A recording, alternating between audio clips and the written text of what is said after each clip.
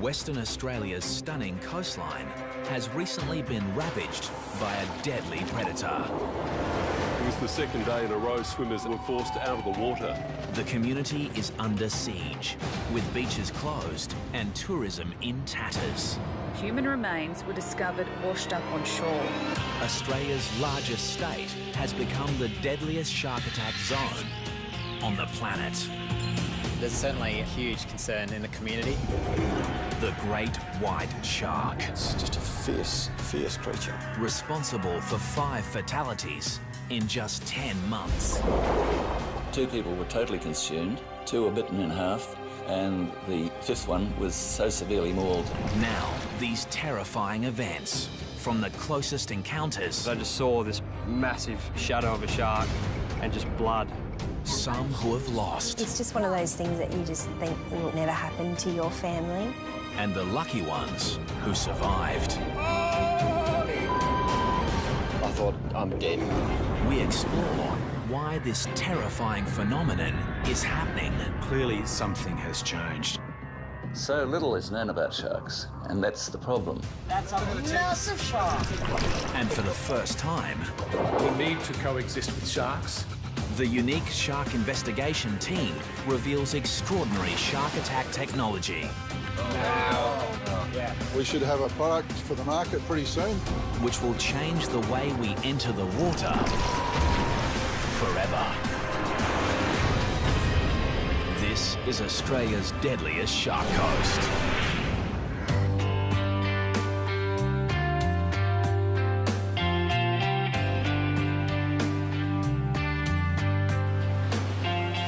Western Australia's coastline spans over 12,000 kilometres of some of the most beautiful beaches in the world. But recently, they've become the most dangerous. Western Australia had a charmed period between 1925, when there was an attack at Cottesloe, and 2000, when Ken Crew was taken at North Cottesloe. That's a period of 75 years in the metropolitan area. But attacks have escalated in recent years. We've had 10 since 2005, and we've had 5 in less than 12 months. This unprecedented spate of fatal shark attacks has triggered a wave of fear amongst the West Australian community. The impact has a profound effect on the lives of many, especially those unlucky enough to witness these horrific events. I'll just pull the car up there and drop it in just there. It's cooking. 22-year-old surfer Matt Holmes travelled 2 hours north from Perth with his mates to a popular surfing location called Wedge Island. Yeah, we were just so excited to run around throwing the ski in as quick as we could to get out there. Together, they'd had years of experience surfing the West Australian coast. But there was nothing that could prepare these 3 young men for what was about to happen. It just looked so safe out in that water. It just felt like a perfect day. Using his jet ski, Matt began towing his friend out to the breakers, where they could take turns surfing the waves. We'd been in the water for, I reckon, an hour and a half. We were just towing up to 2 blokes that were probably 100 metres away, and I signalled to Nathan to turn around. I looked back forward and just saw some guy just get attacked by a shark. Matt watched in horror as the 5-metre great white shark moved through the waves like a torpedo.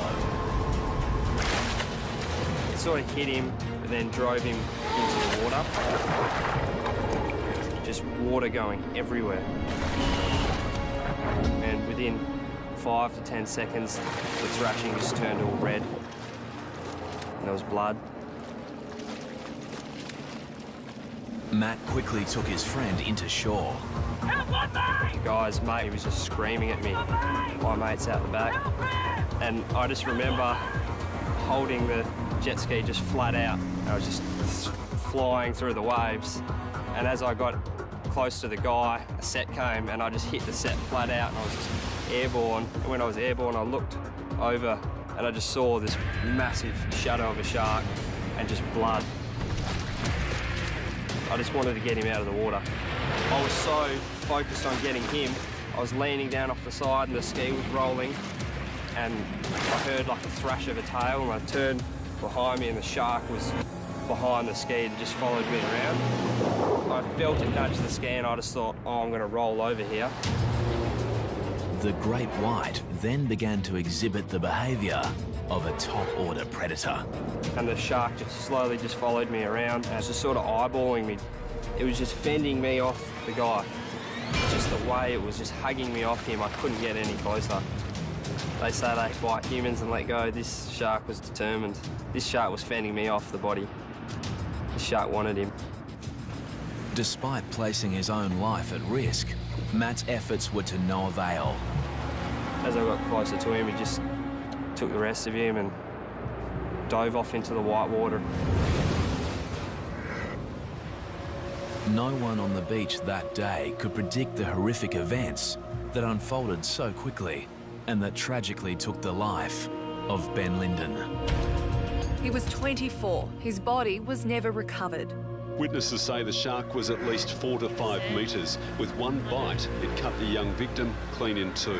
Ben would become the 5th shark attack victim in less than 10 months. And Western Australia would earn the unenviable title as the world's deadliest shark coast. Several beaches were closed yesterday. It was the second day in a row swimmers were forced out of the water. There's no doubt attacks are up. The question is why. As the media-feeding frenzy on shark hysteria gathers momentum, A killer shark is prowling Western Australia's southwest coast. the authorities launch a full-scale shark task force to investigate why this is happening. The government had to respond to a situation of 5 fatalities. That was unusual, and clearly something has changed. I'm of the view, whether it's scientific or anecdotal evidence, that the number of sharks have increased and that has proved to be a threat.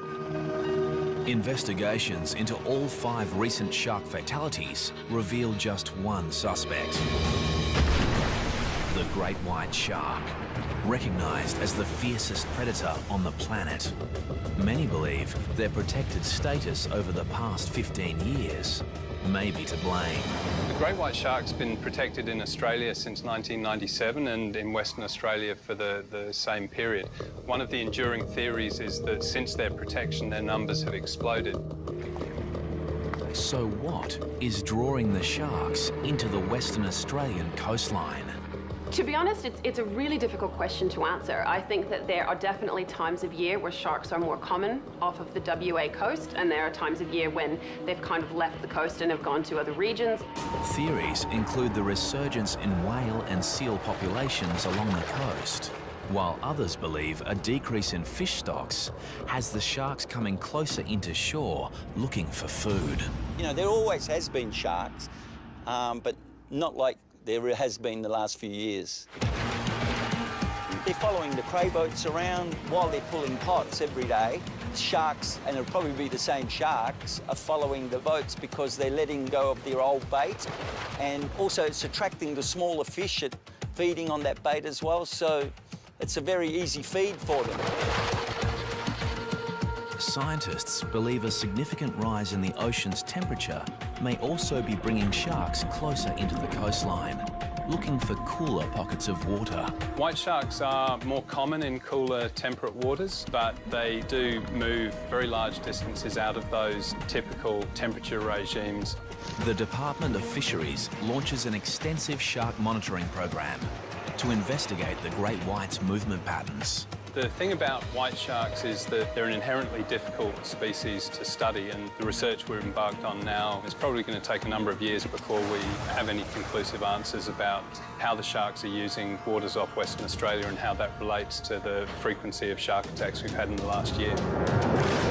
If the scientists were honest, they would give us those three little words, which are simply, we don't know. So little is known about sharks, and that's the problem.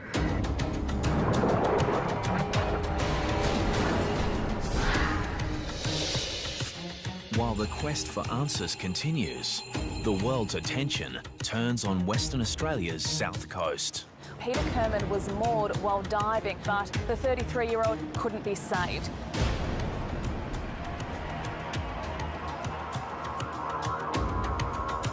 On a windswept beach south of Perth, Sharon Burden weeps alone. This is where her son Kyle was taken by a killer shark. In the coastal town of Busselton, the impact from shark attacks has seen an 80% drop in bookings at the local dive shop. Even though there has been a lot of attacks in a short time, we've still been trying as hard as possible to continue business as usual. Diving in the area for the past 19 years, Alicia has her own thoughts on why there may be more great whites along the south coast. There are theories about why we've had so many attacks in such a short time, and one of them is because of a large female that has resided at Cape Naturalist for many years, and just the fact that a female resides there brings in males looking to mate. Could this be the rogue shark that claimed the life of 31-year-old father of two, Nick Edwards? That morning I was getting ready for work, and usually Nick would go down to Gracetown for a morning surf. Oh, let's get you ready for Daddy, hey? Nathan was at school and Lucy was waiting for him to get home because he would care for her while I went to work. This morning he didn't come home, so straight away I thought that he was hanging around for that last wave and he was going to be a little bit late. A short distance away in Gracetown, local surfer Rob Alder was watching from his balcony as his mate hit the waves. Rob was supposed to be with Nick, but fate kept him at home. I'd been watching him for about 20 minutes. I left the binoculars to put on my wetsuit. In those few seconds, there was a sudden and vicious attack in the water.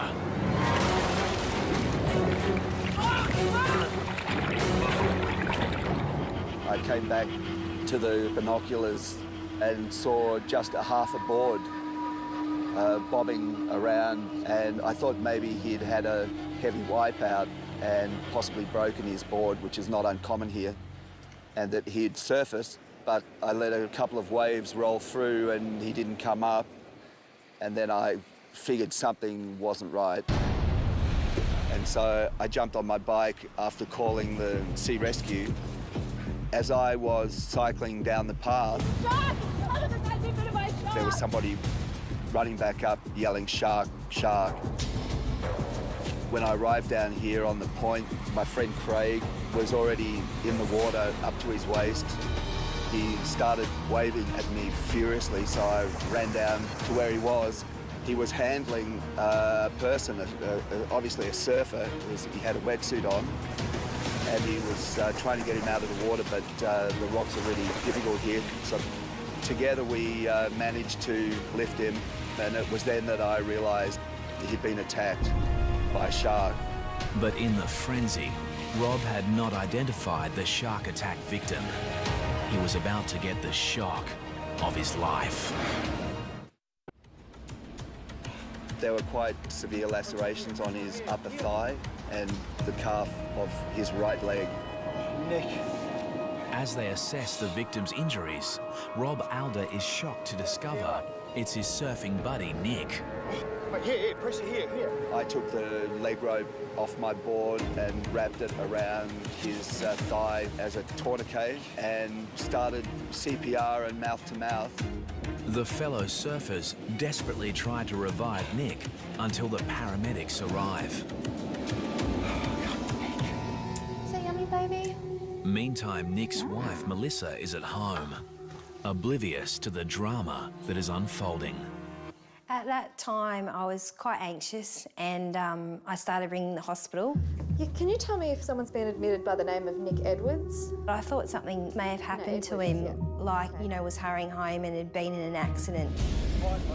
Around 20 minutes after he'd been dragged unconscious from the water, Nick Edwards was rushed by paramedics to Margaret River District Hospital. At this point, Melissa had become quite frantic. She had heard news there'd been a shark attack where Nick had been surfing. I've rung my family and said there's been an attack and I'm quite worried about Nick. I can't get in contact with him. Mrs. Edwards. Yeah. And then there's a knock at the door and the police are here. I heard about your husband. They say that there's been an accident and straight away, I guess, I just knew what the news was.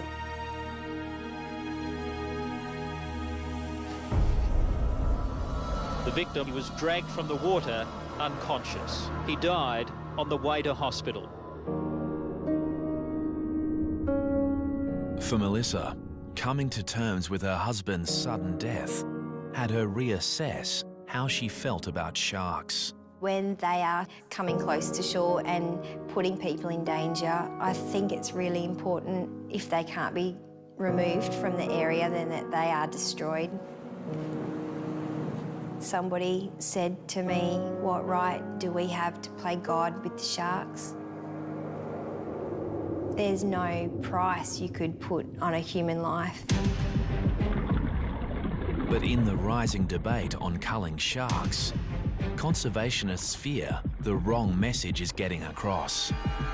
White sharks are the apex predator in our marine environment, and it's really important to understand how important they are. If you take out apex predators in an ecosystem, all the other lower predators multiply and the whole system comes out of balance. So we do need to protect white sharks, and if people enjoy eating local seafood, they enjoy scuba diving, whatever it is about the marine environment they enjoy, they have to understand that white sharks are critical to maintaining that balance.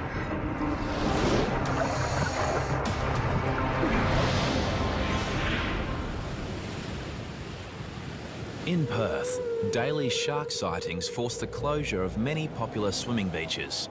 But despite the increased shark threat, there are still a few brave souls who aren't afraid to venture into the water. Just like to welcome everyone aboard Blue Destiny. My name's Mark, I'm the skipper. Today, divers are heading to the northern tip of Rottnest Island, a popular tourist island just off the coast of Perth. Do you want to see a shark? Hope so. With some trepidation, they're about to dive the exact same location, which only 12 months ago was the scene of a horrific shark attack.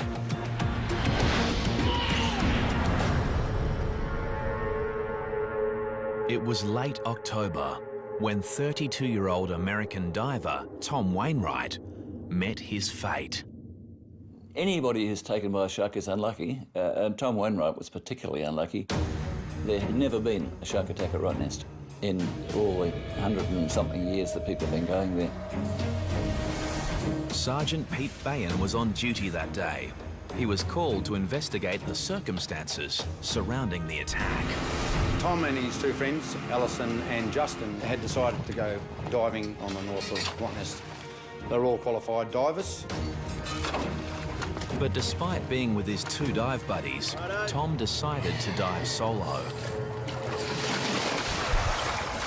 It was a fateful decision, as moments after entering the water, Tom was attacked by a 4-metre great white shark.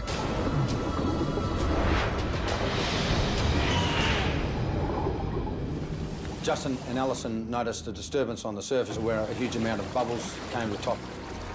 Along with the bubbles came a large amount of blood.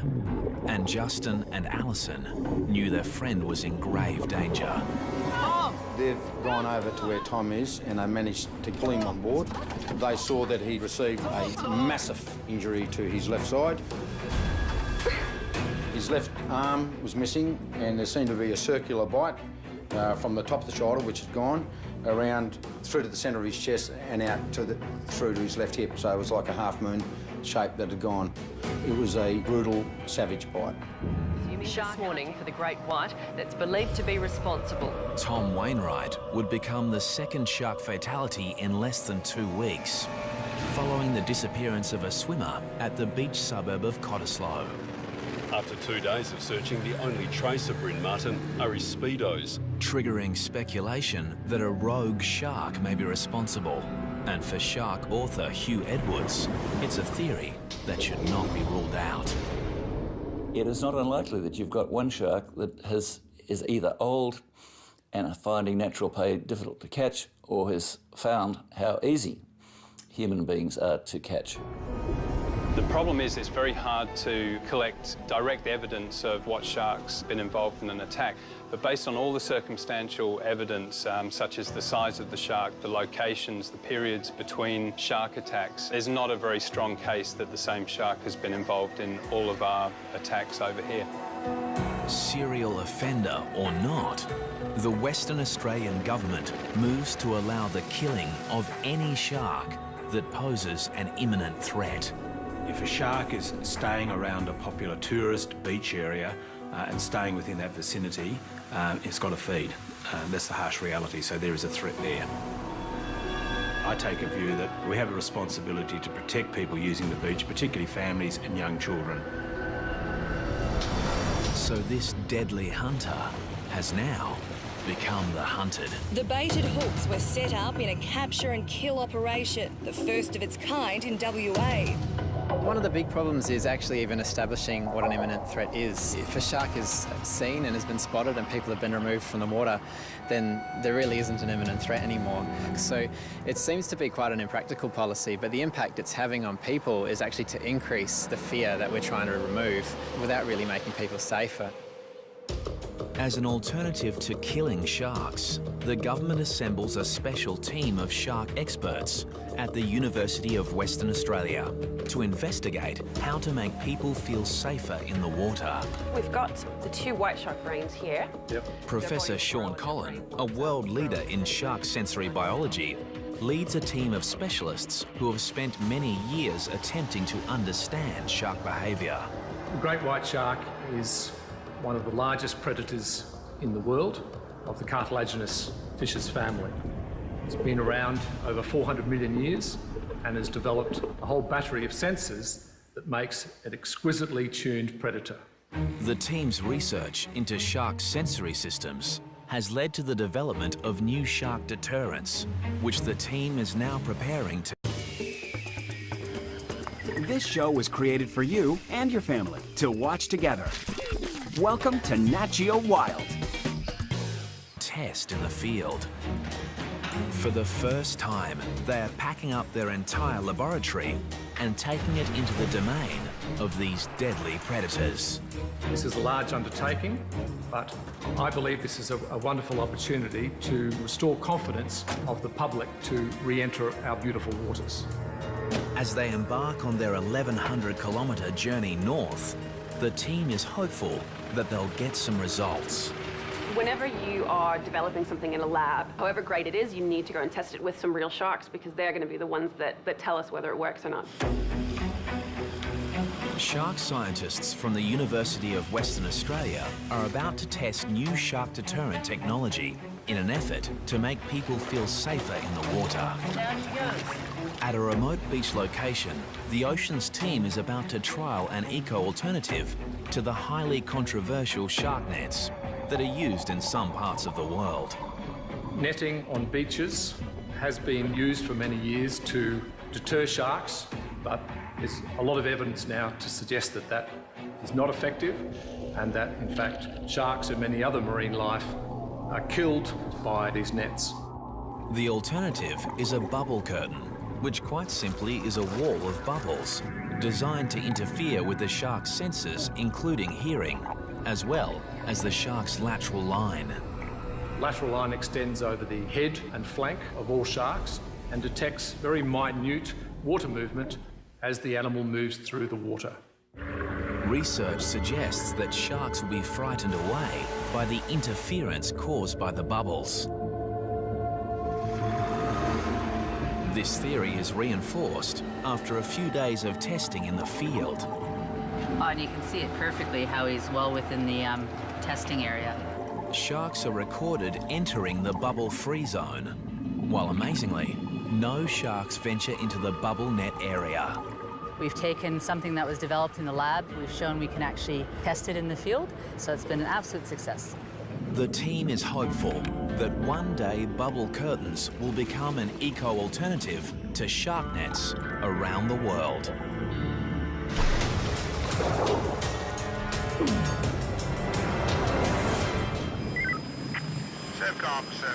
Back in Perth, shark patrols are stepped up to combat the increased shark activity. A massive 4-metre white pointer shark, half the length of the water police boat. Where's the nippers? Here the rescue helicopter spots this deadly predator, lurking frighteningly close to a group of children. Hundreds of teenagers were forced out of the water. They were competing in a surf lifesaving carnival when the monster was spotted. Meanwhile, off the WA coast, the Department of Fisheries Shark Monitoring Program uncovers some interesting information. We've monitored 16 sharks off the Perth coast now. All of them have done things very differently while they're here. Some sharks are simply passing through, spend very little time here. Other sharks are here over more extended periods. The monitoring program includes the use of new satellite receivers, enabling shark alerts to be posted on social media sites when tagged sharks swim into populated areas. Stay out until the flags go back up. The siren's just gone.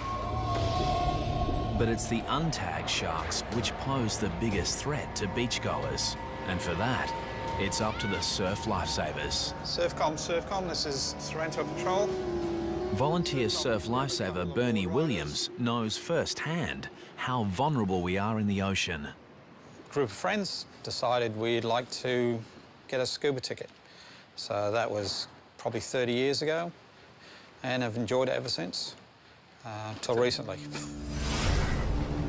A few years ago, Bernie was with these same friends, diving an ocean reef off the coast of Perth. We're just cruising along the reef. I heard a boat coming quite close to our boat where he'd been anchored. So while Brian and Jenny carried on the reef, I went up to the surface, checked, couldn't see a boat near our boat. So I then came back down. I couldn't immediately see my dive buddies, Jenny and Brian. Suddenly alone in the ocean depths, Bernie searches for his friends. And then, out of the blue comes his worst nightmare. A 4-metre great white shark on the attack. I just felt this sudden impact on my side, and I was pushed through the water. I saw a big black eyeball within about 5 centimetres of my face. And my arm was in its mouth, and the alarm bells just went off in my head. Miraculously, Bernie managed to free his arm from the massive jaws and was able to make his way to the ocean floor to seek shelter. Then my arm really started hurting quite badly, and the water started getting a very polluted look to it, a very sheeny look to it, and I realised that I was bleeding quite badly. Things couldn't get much worse for Bernie until the great white continued to stalk its prey. The shark was just circling. I had my spear gun with me. To fend the shark off, I poked it in the nose as it rushed me. I think it knew that it had a meal there. I was tucked up against the reef watching the shark when I felt someone touch me on the shoulder, and it was the dive buddies. Literally, as soon as I felt the touch of my shoulder, the shark just turned around and it disappeared. But Bernie's ordeal wasn't over yet. That trip from the bottom to the surface had to be the most frightening trip you could ever think of, because the speed of these sharks, it could have quite easily attacked us and made mincemeat of us in the water. Finally, they reach the surface, and with the help of some nearby fishermen, all 3 divers make it to safety. Bernie realises it was a lucky escape. He attributes his survival to a portable shark repellent device. My belief is one of my dive buddies, Brian, was wearing a shark shield, and I think that probably deterred it because it just took off. The shark shield works by emitting an electrical current that theoretically deters sharks within a 3-metre radius of the device. Right at the surface. Big one. Right now, the shark shield is being tested by the oceans team off the WA coastline. So we're just attaching the shark shield to the top of the rig here. The scientists have baited and set a number of stereo camera rigs, and all they have to do is wait. Recent testing using the shark shield on great whites showed the device had a clear effect on the animal's behaviour. But it also showed that the shark was not repelled in all situations. Essentially, if a long enough period of time was given, the sharks would eventually still take the bait while the device was active. And so, really, it's still a little inconclusive as to whether this device is really functioning as effectively as it could do. Yeah. And when the scientists review the footage from their own experiment... And he just got us out. On the nose there. Yeah, he got it on the beak. The results reinforce the theory that the sharks get used to the device over a period of time. Yeah, he's now straight away coming back. Yeah. So really what we need to do is look at ideas and how we can actually change the electric field so that when those sharks come round again, they're not presented with the same original source, it's actually a different field. And so this would then continue to be an effective repellent over a long period of time.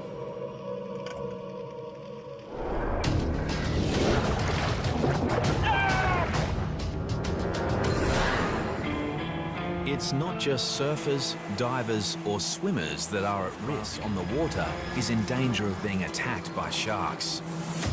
As Martin Kane discovered while surf skiing with friends at a popular beach just north of Perth. When you get out there at sunrise, it's a very spiritual experience. It's just a great way to start a day. It was on one such day that Martin and friends encountered a pod of dolphins, a stunning and quite common event. Except these dolphins were behaving strangely. There's about 5 dolphins on my right as I passed by. We're actually huddled up together in a very tight formation, almost floating. We stopped for a while. Martin stopped, but a few of the rest of us stopped for a bit longer because we were so interested in it.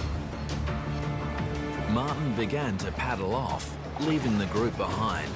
And at that moment, a 3-metre great white shark began moving towards him at a speed estimated to be up to 45 kilometres per hour.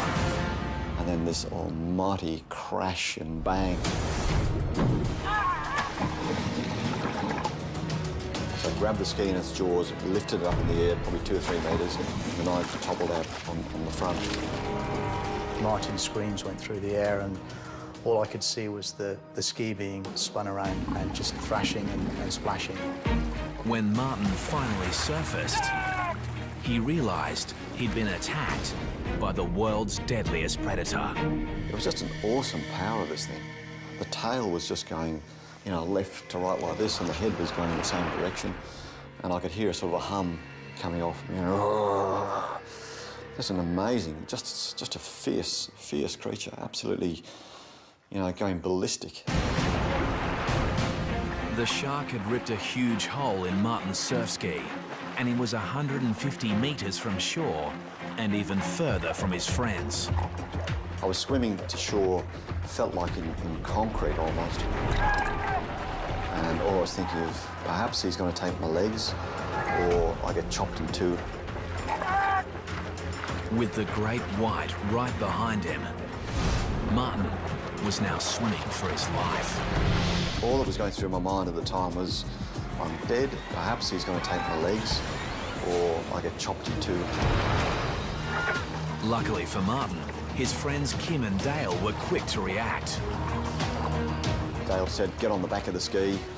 So I scrambled up like a mad cow and nearly tipped him into the water. All 4 men were still in danger, so they grouped closely together and paddled for their lives. If the shark had have come back in any direction, then the guys would have had a go at it.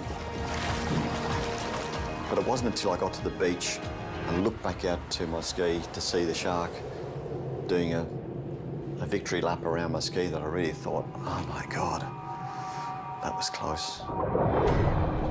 Since the attack, Martin has reassessed his relationship with the sea. It's changed the confident attitude that we used to have. You know, go out in the mornings, a bit of deep breathing, you know, fresh air, dolphins, to the sharks out there, you know.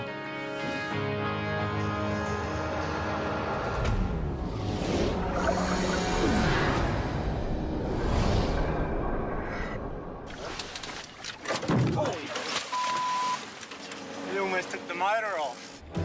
In Western Australia, many of the shark sightings have been caught on video. Weather looks good, no swell. And none more chilling than this footage, taken by freediver Nathan Podmore while on a diving expedition 4.5 hours north of Perth. Hopefully there's a few fish about. When Nathan and his friend Dave enter the water, there are a few fish about, but just not the ones they were expecting. In the water for a couple of minutes. And just next minute, just heard Dave just scream my name. There was definitely something in his voice that just said, we're in a bit of strife. And turned around and it's just like, whoa. The 2 young men are confronted by a 4-metre great white shark. It was unbelievable. Just look, they're like a torpedo underwater. They're absolutely massive. And it came in straight at us both and it sort of just broadsided in front of us. I had a good opportunity to just give it a good whack, sort of as hard as I could whack. I punched it in the side of its face and it didn't like it much. Incredibly, Nathan and Dave were able to scramble aboard their boat. You don't see one of them every day and you don't want to see one of them every day. It's something extraordinary. On this occasion, the boys were lucky to have a spear gun for protection. But in most cases, the only thing between you and a shark is the wetsuit. And off the coast of Western Australia, the ocean scientists believe they've finally found a way to make the wetsuit shark-proof. Dave, so these are some of the wetsuit designs that we've come up with using... After years of research, they're about to test new wetsuit prototypes, which have been designed in conjunction with a leading product developer. The most common question that we get asked when anybody gets a wetsuit is, I don't want to look like a seal, and what colour do sharks like? Well, we think now, based on the science that's been done, the research that's been done so far, we know the answer to that question. The answer comes following the Ocean Institute's compelling study of the evolution of the shark brain. Here, Dr. Kara Yopak compares the brains of a great hammerhead shark and a manta ray with the smallest brain of them all. Believe it or not, that's the brain of the great white shark, which is actually quite small relative to its body size. But what is really impressive about the great white brain are these visual brain regions, which are these 2 lobes located here. And this is the part of the brain that receives the majority of visual input. So what this tells us is that the great white is actually a very visual predator. And so it's far more likely that using a visual repellent is going to be more effective in this species. This leads to the research team's breakthrough discovery, revealing sharks may actually be colorblind. Once you know what the shark can see, you can then start to design things which will either be very visible to the shark or actually quite cryptic to the shark. With this knowledge, the new prototype wetsuit designs include a camouflage suit for divers, while surfers will adopt a striped base pattern, much like a poisonous sea snake, and shown underneath this surfboard. The strategies are twofold. One is a can't see me strategy, cryptic in the water, and the other one is a can see me but don't eat me strategy. The idea being that even though you're perceived, you're not perceived as a meal. Today, the Oceans team is about to test the camouflage design against the popular black wetsuit. Each test wetsuit will be filled with a mix of fish and tuna oil attached to a stereo camera rig Hi, Caroline. and lowered to the ocean's depths, where hopefully some sharks will take the bait. Just watch the waves, boys. And now, the answer to the biggest question of all. Do the shark-proof wetsuit designs actually work? That used to be our experiment. Because it looks like one of the wetsuits has just become shark food. I think we might have found a shark. Oh my... We've just pulled the treatment out of the water. The black wetsuit has had significant shark attacks, significant damage. Take it down the back, Caroline. Have a look at the teeth mark. The black wetsuit appears to have been mauled by a shark. So now the team is anxious to see if the camouflage wetsuit has been attacked, or whether the new design really is shark-proof. We've just pulled out one of our designs as well, and that hasn't suffered any damage at all, so very good early signs. The team retrieves the underwater camera and reviews the footage to find out what actually happened. And there she goes. Okay. She's having a bite. Right. Look at that, she's nearly getting the barrel in her mouth. That's a massive shark. This huge tiger shark destroys the traditional black wetsuit in one bite, desperate to get the bait hidden inside. And this is the control. And to reinforce the science, even though this barrel is filled with the same bait, this deadly predator shows little interest in the new camouflaged wetsuit, leaving it completely unscathed.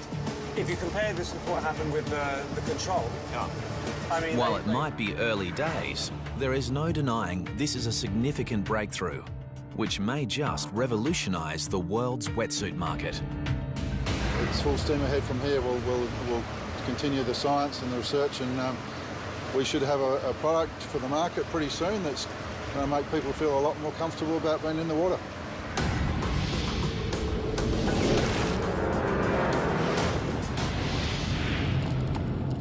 Any encounter with a great white shark is going to leave its mark. It's down there, right? And for Matt Holmes, it has had a profound effect. Every night, the whole thing goes through my head. And what I could have done different, and if what I did was enough. Today, Matt has returned to the beach where a great white shark claimed Ben Linden's life. Still remember going out through here, just flat out. But he can only watch on as his friend takes their beloved jet ski out for a spin. I struggle to go out on the boat for a fish nowadays. I just feel like it's all going to happen in front of me again. Just never thought it would happen, but unfortunately in WA it's happening all the time.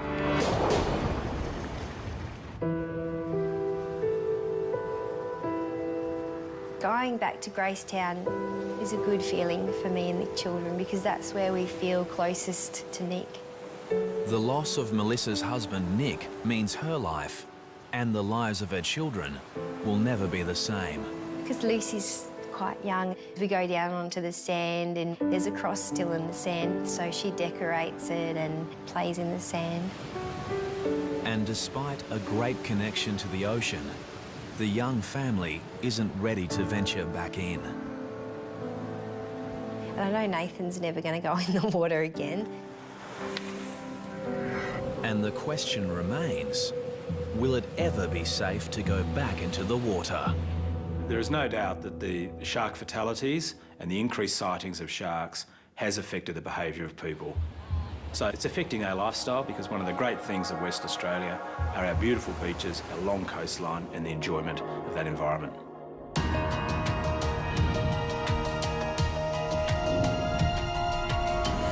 Despite the great white shark being the apex predator of the world's oceans, That's a massive shark. and all the scientific minds and money behind the research, these formidable animals remain an enigma. But shark scientists believe that is all about to change. It's my hope that we can very soon understand more about the shark and the environment in which it lives. We need to coexist with sharks. Their presence within our ecosystems is vital. At the moment, the only certain things we can say is that there will be another shark attack. We don't know when and we don't know where. And there is one more certainty. For now, Western Australia remains the world's deadliest shark coast.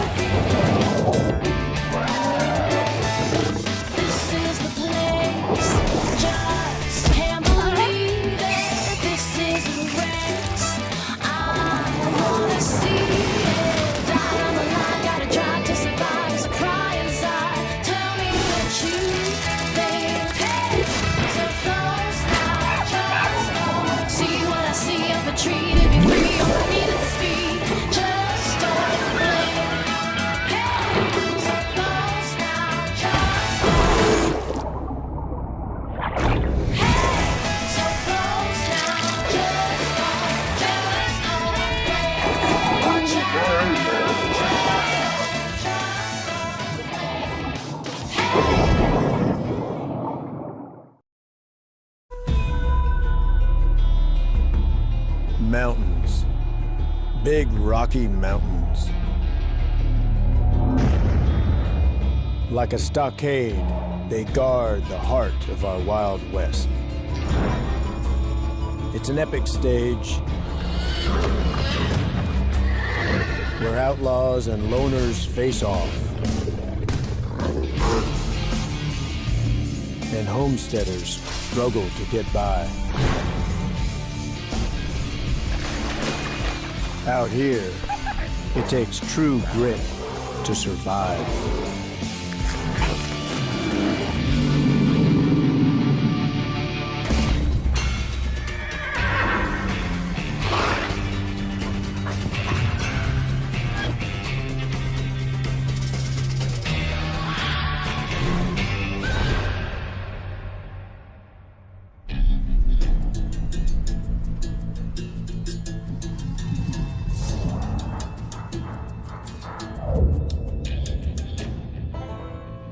In the mountains of western Montana, the wind carries warnings that best be heeded.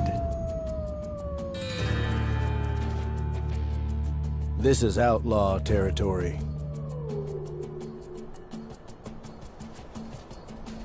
For some, gray wolves are the ultimate outlaws.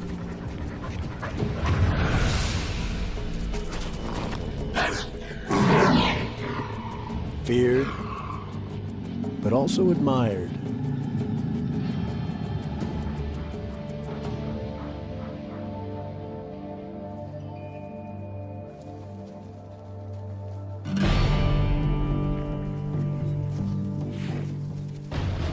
Like any worthwhile gang, this one has a strong leader. They call him Big John, and he rules with an iron fist.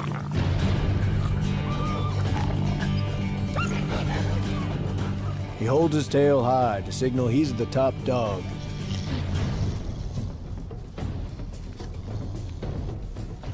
His juniors keep theirs meekly lowered.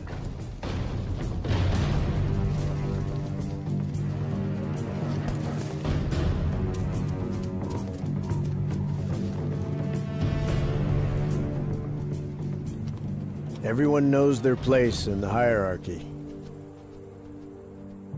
And that makes the pack a threat to any who cross them. Together, they can take on adversaries 10 times their size.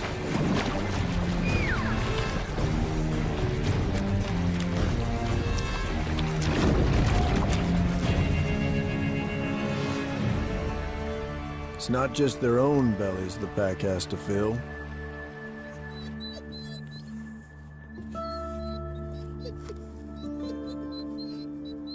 A new generation, ready to claim its territory.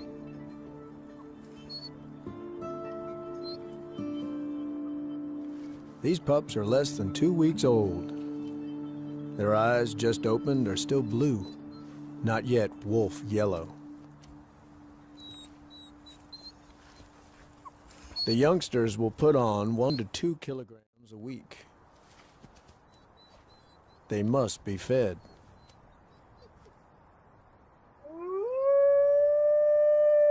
Today, the wolves find something all too rare in this tight-fisted world. A free lunch. A very dead beaver.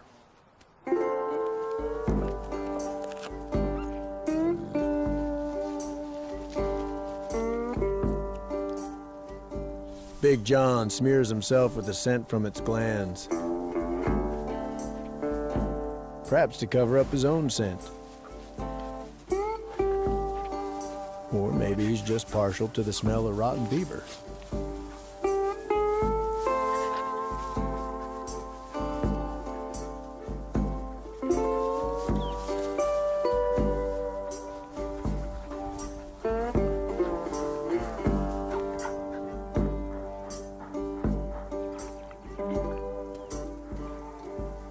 But one beaver, no matter how fragrant, isn't going to keep all those pups fed.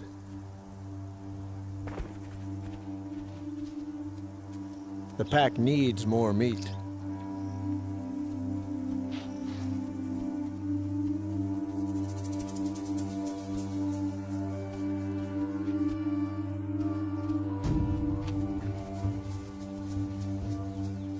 To catch wolves in the act, red-clawed, is almost impossible. But today, by incredible chance, a hunt is caught on amateur video.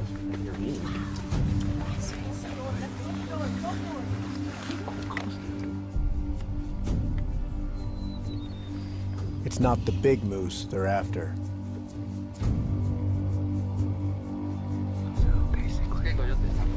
Shh. Oh, stay quiet. Stay quiet. Trying to protect the calf. But the mother is a force to be reckoned with. She could kill any one of the wolves with a single kick. Oh, my word. To get the calf, the pack must work together. Probe for weakness. Take turns to attack.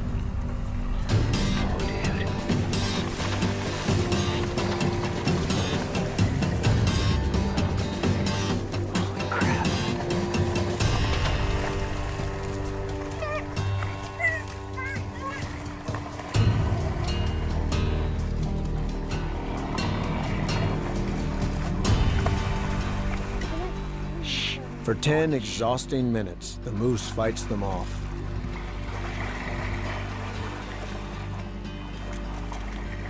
And then, they let up.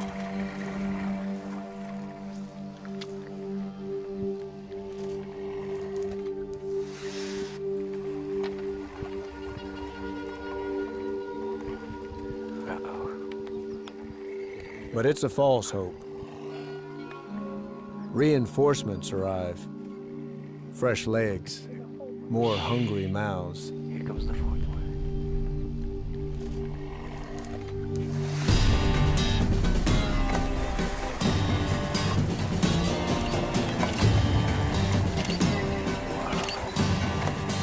The mother's just one.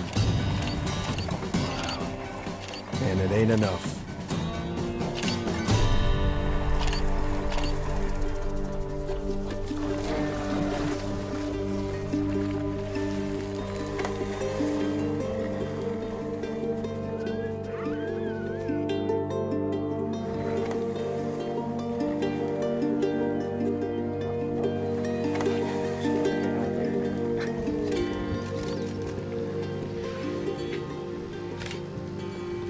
There she goes.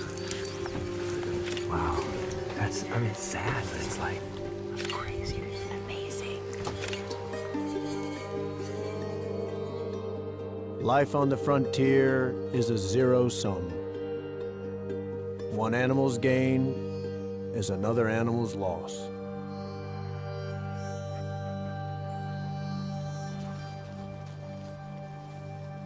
Hunts like these provide the meat the pups need to survive.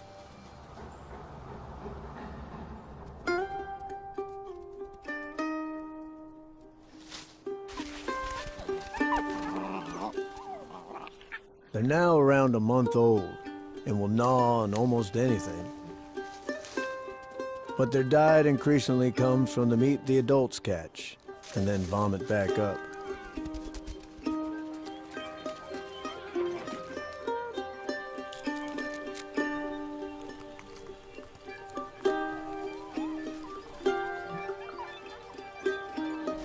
Even at this age, they act wolfish.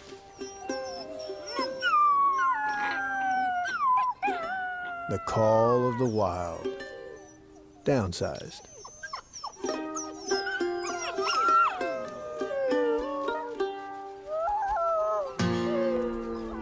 And already they're battling for dominance. This play fighting is part of what will decide who takes over as the next gang leader.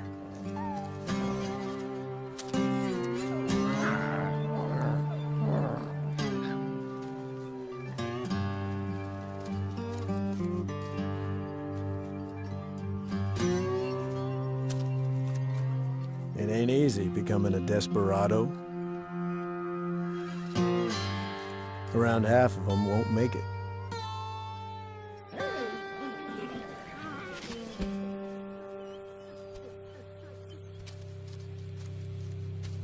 But in a couple of months, those that do will be ready to join the pack. A new wild bunch, chasing their prey across the landscape, embodying the untamable spirit of the Wild West. Just because this land is indomitable doesn't mean humans haven't tried to subdue it. For hundreds of years, cowboys challenged the Mustangs that roamed here.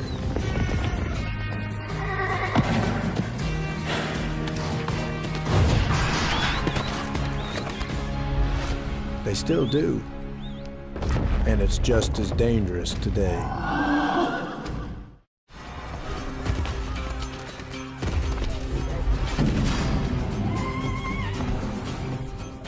An age-old face-off between man and wild horses lives on in rodeos.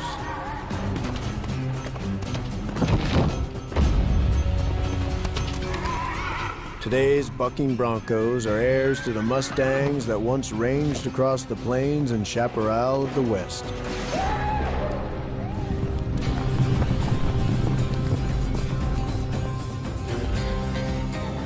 The rugged land breeds fight into these magnificent animals.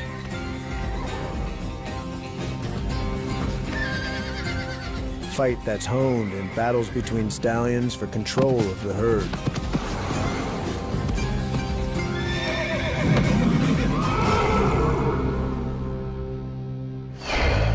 The blood that flows through the veins of Western Mustangs courses through these Broncos, too.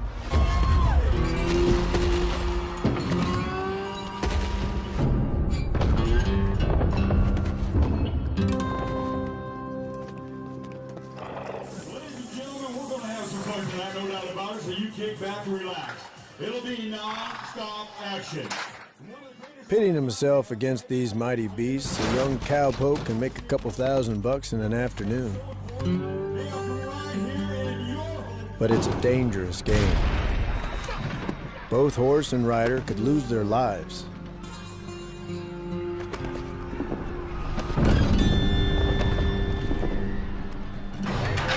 The horses are loaded into the stalls like bullets into a 6-shooter. Each one of them is cocked, ready to explode when the gate is opened.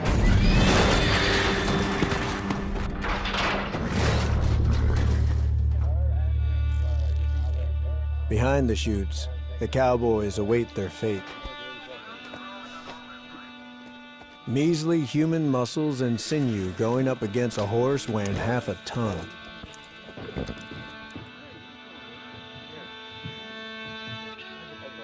You can cut the tension with the jackknife. You know there's power in prayer, folks. And if you could do us a favor and our young cowboy on the arena floor there, do a silent prayer for him, I assure you things will work out. The rules are brutally simple. Hold on with just one hand. Stay on for 8 seconds. The horse has those same 8 seconds to use all its strength to buck you off.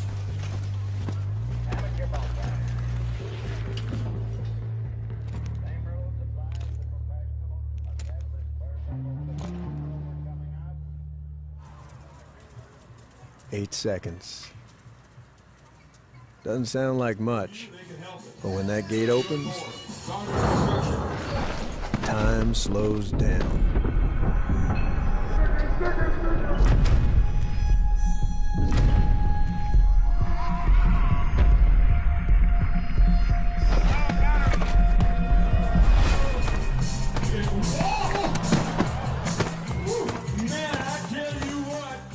It's Blue Goose who gets the upper hand. Blaze survived just 4.5 seconds.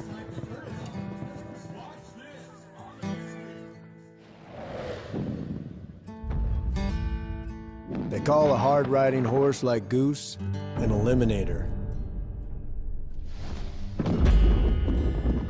And he's not the only one. These broncs are bred to be almost unrideable.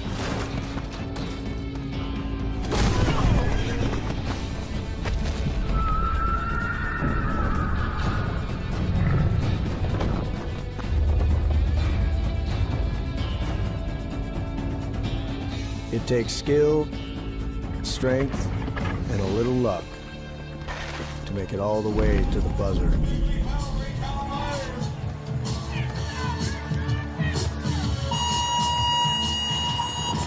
Oh, you talk about a horse taking a lot of rain right there. But these guys have saddles. The bareback competition shifts the odds even further in the horse's favor. No saddle, no stirrups, no nothing. Just a handle so you can cling on for dear life.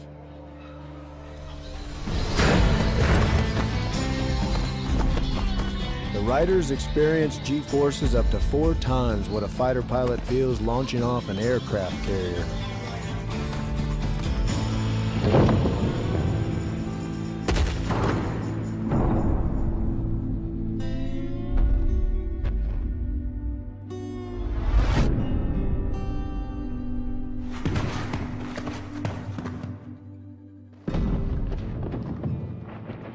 The power of these horses is hard to comprehend.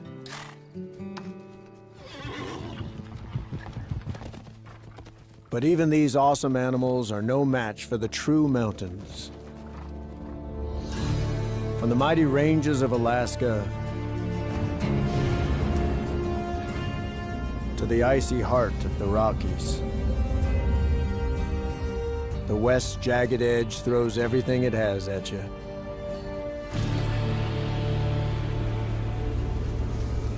When the big freeze bears down, animals hardy as bison struggle to make it through.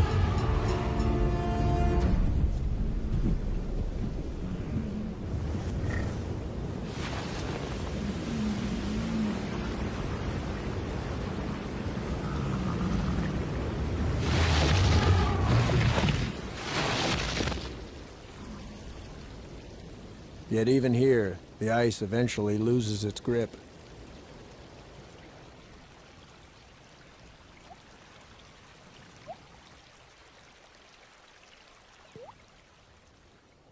And a long winter's sleep comes to an end.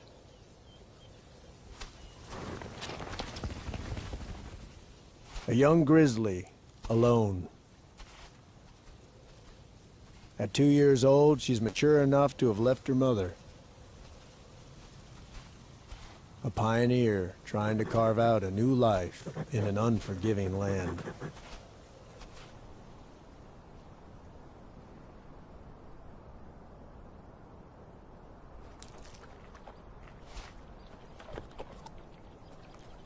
After nearly 6 months without eating, she's starving. But at this age, she doesn't have the experience to hunt effectively on her own. Though the snow is just melting, here in the Rockies, next winter is only a few months away. She needs to start laying on the fat now.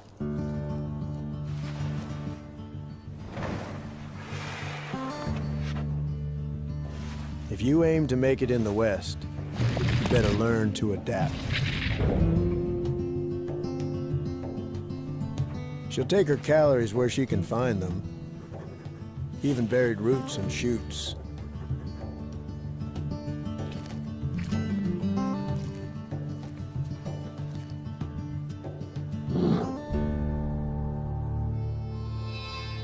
Perhaps there's something more promising in the wind.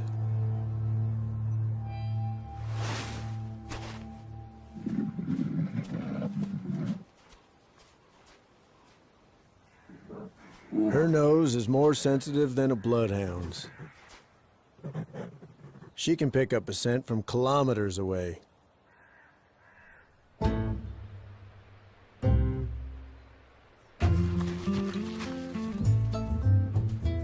For a hungry grizzly, prey is wanted dead or alive. But dead is a lot less work.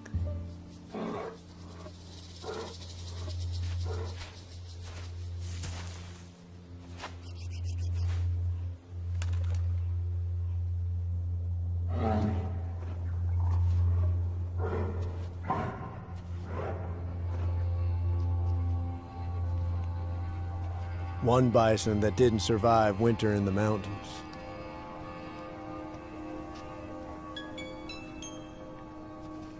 Instinct tells her it's a feast. She doesn't know where to start.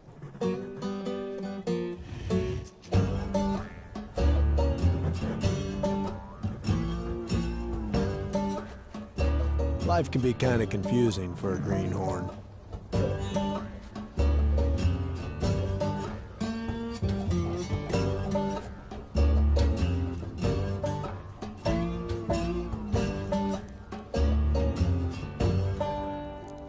But she is a bear, and eventually gets down to business.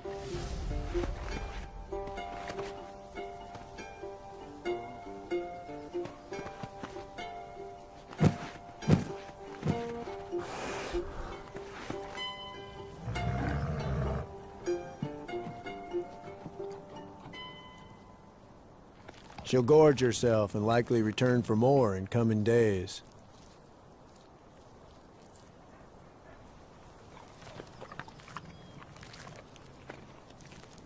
But a half-ton chuck wagon is gonna draw in other takers too.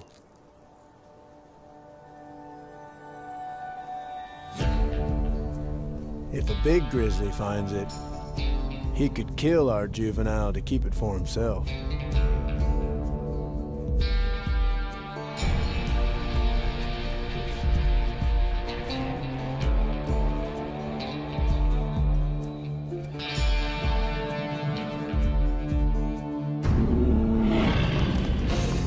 Adult grizzlies will take on anything. Even challenge the biggest land animal in the U.S. and each other.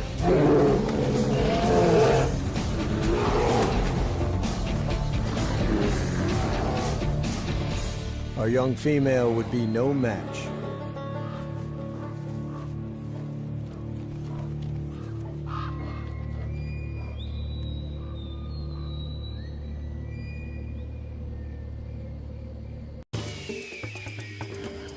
This show was created for you and your family to watch together. Welcome to Nat Geo Wild.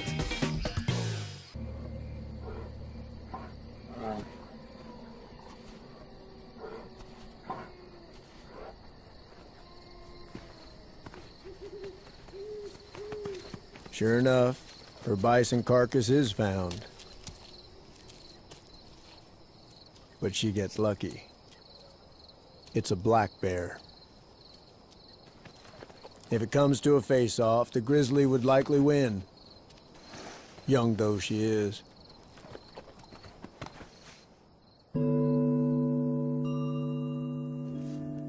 But there's one animal she'll never keep off her carcass.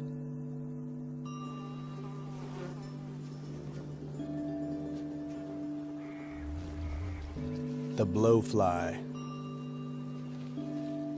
Females need protein to develop eggs, and the bears have left plenty of it. Enough to feed her and thousands of little ones. They excrete digestive juices that dissolve the flesh. Mouth hooks grind it up. Given free rein, they could devour this entire thing. But they won't get the chance.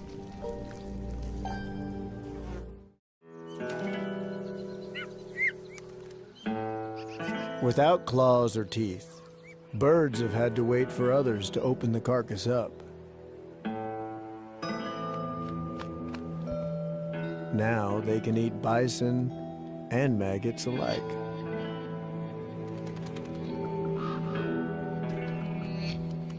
The raven specializes in feasting on the dead. Each one can consume 2 kilos of bison a day.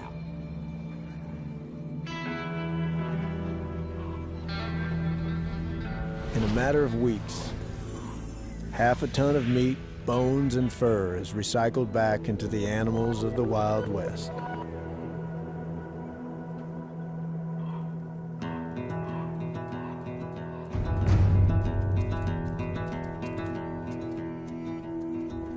But this land is about more than death and decay.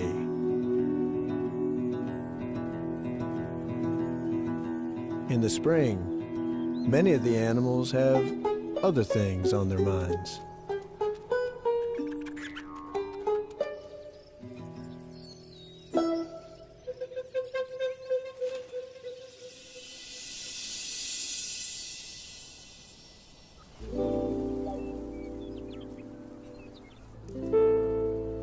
Male sage grouse are in the mood.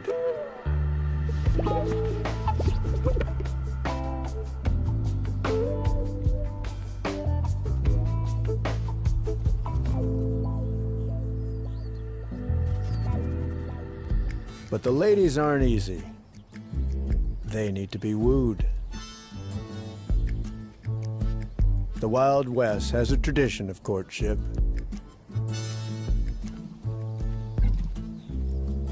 And no animal takes courting as seriously as these grouse. Early morning finds them literally strutting their stuff.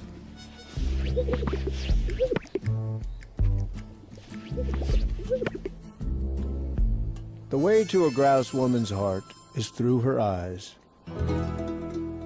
and her ears. The males are uniquely endowed.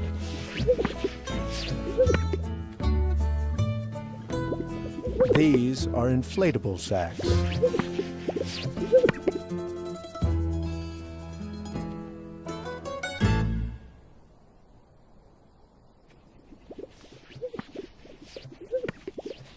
Begin with the whistle, then suck the air in and force it out.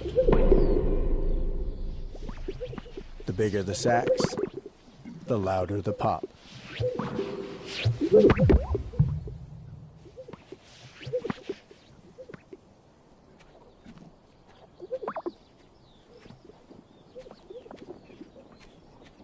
Surprisingly, she seems underwhelmed.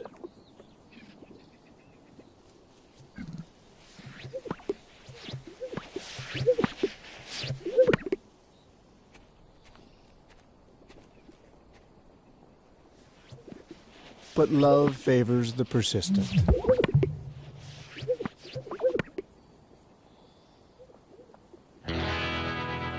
Eventually, he gets the girl.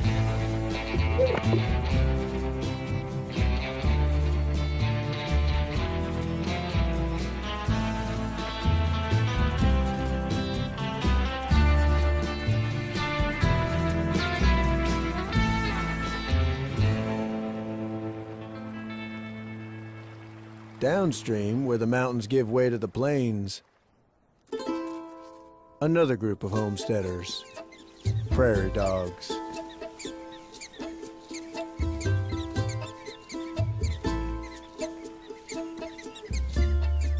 About 6 weeks old, these pups are shaking off the morning cold. They live in a large extended family, 100 strong.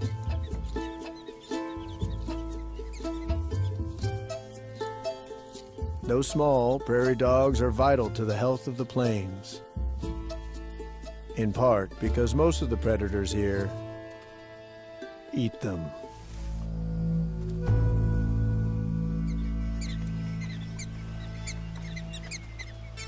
The prairie dog homesteaders are trying to make it against the odds.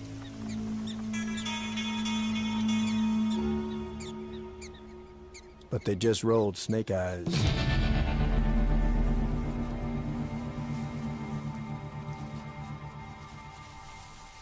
A rattlesnake.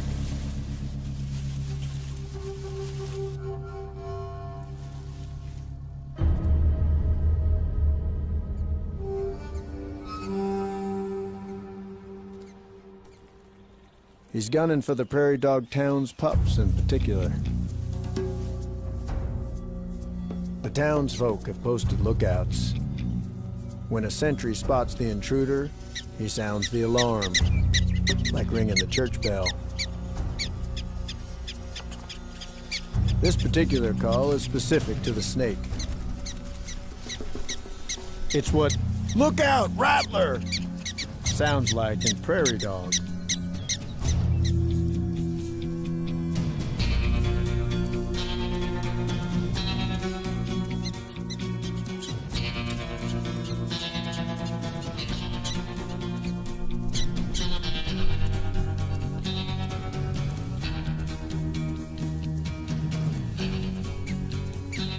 It works.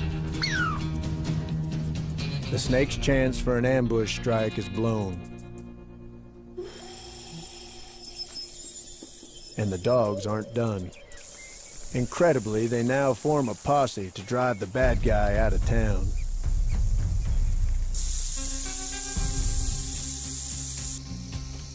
The snake's quick on the draw. But the homesteader's even quicker.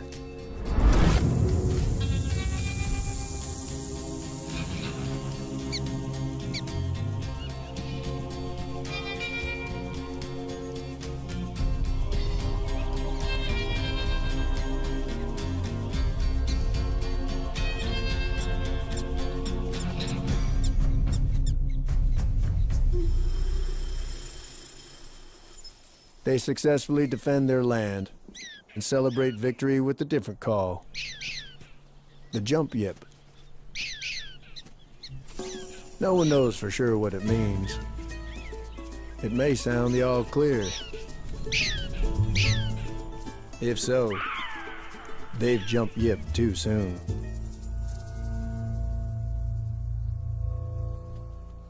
They stand down, thinking that now they're safe. But high overhead, a dark rider is circling on the wind.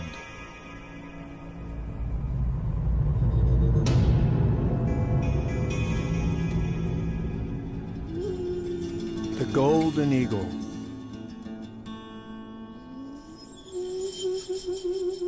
Its wingspan can exceed 2 meters. It can tackle prey big as bear cubs.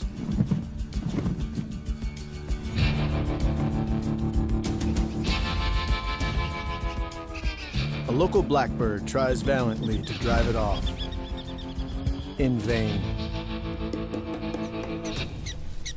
Again, the lookouts sound the alert.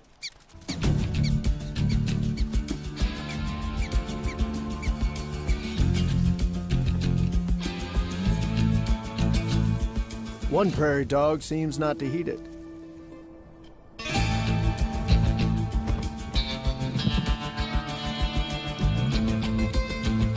Finally, sensing something's wrong, it moves closer to its bolt hole. But not close enough. The quick and the dead.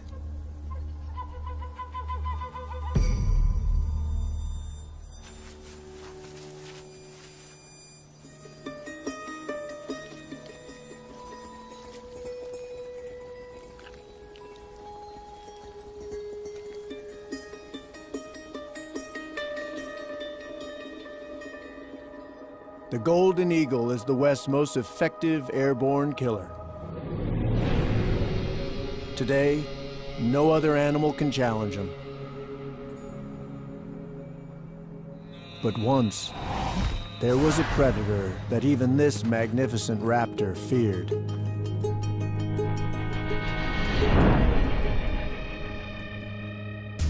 In the Old West, golden eagles were targeted by what may be the ultimate hunter. Plains Indians, like the Mandan tribe, raised capturing the eagles to a religious ritual.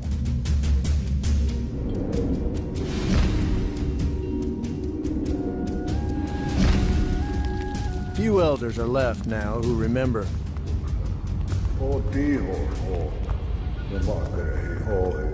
The eagle was sacred, a messenger to God.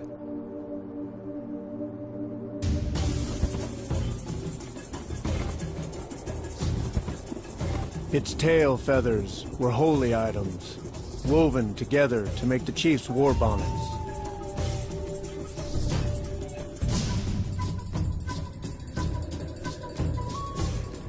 A Mandan warrior would hunt the eagle. He'd use no weapons, just his bare hands.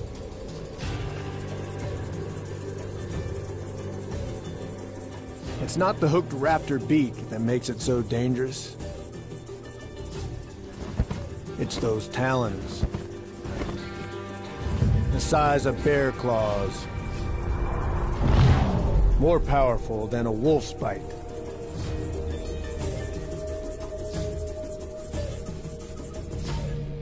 And the eagle is hard to fool.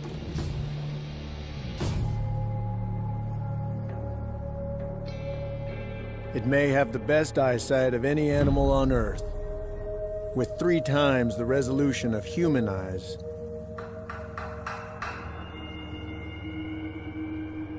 There's only one place for an ambush hunter to hide. Down.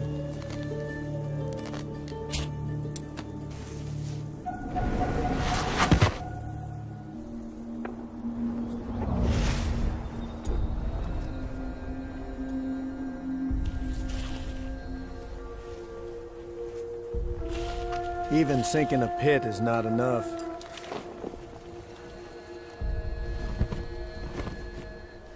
The bird's eyes see more colors than ours. The hunter must perfect his camouflage as well.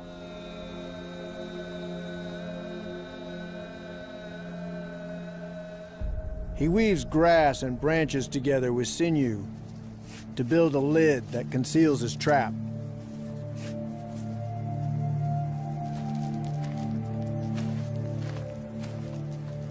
Now, the hunter can use the eagle's superior vision to his advantage.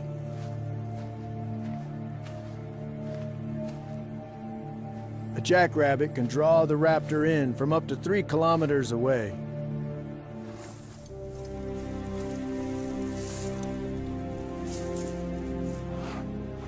Could take hours, days even.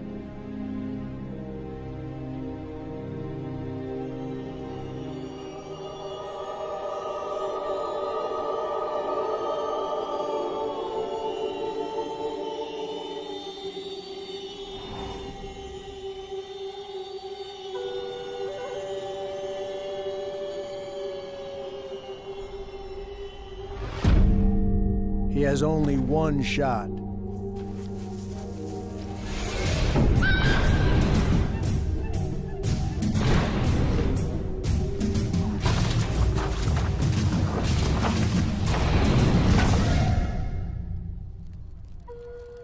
It took patience and courage to catch eagles, an honor bestowed onto a privileged few.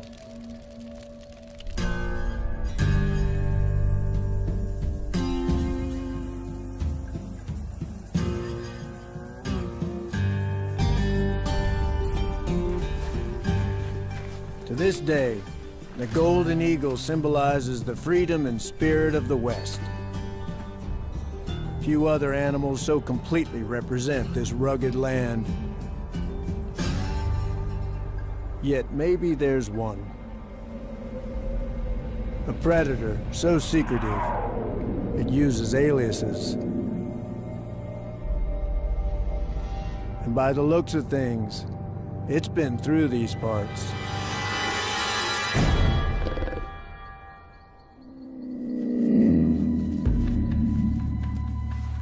A lone ranger that lives in the shadows and does her work at night.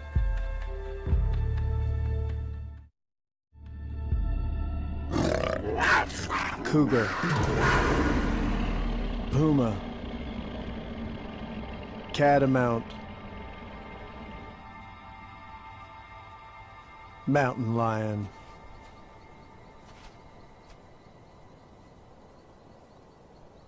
She's wary. She made this kill a day or two ago. Coming back to it's risky.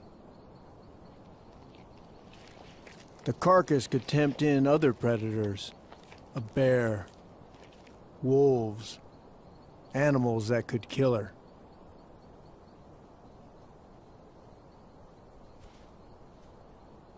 She has extra reason to be cautious. Turns out, she's not alone. A cub. Actually, 2. They're around 6 months old. It ain't easy raising a family in the Wild West.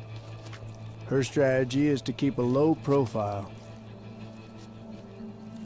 Mountain lions are the most secretive of the West's big predators.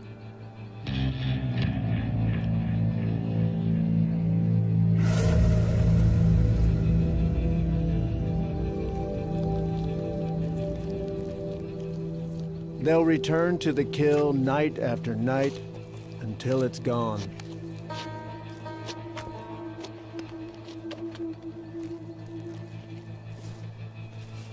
She hides the carcass as best she can, covering her tracks.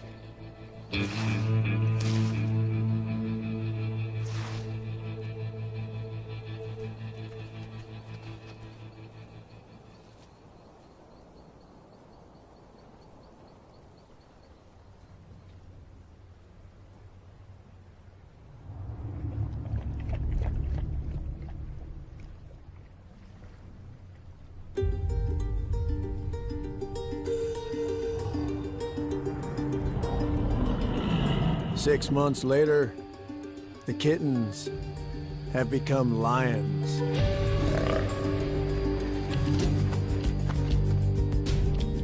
Almost.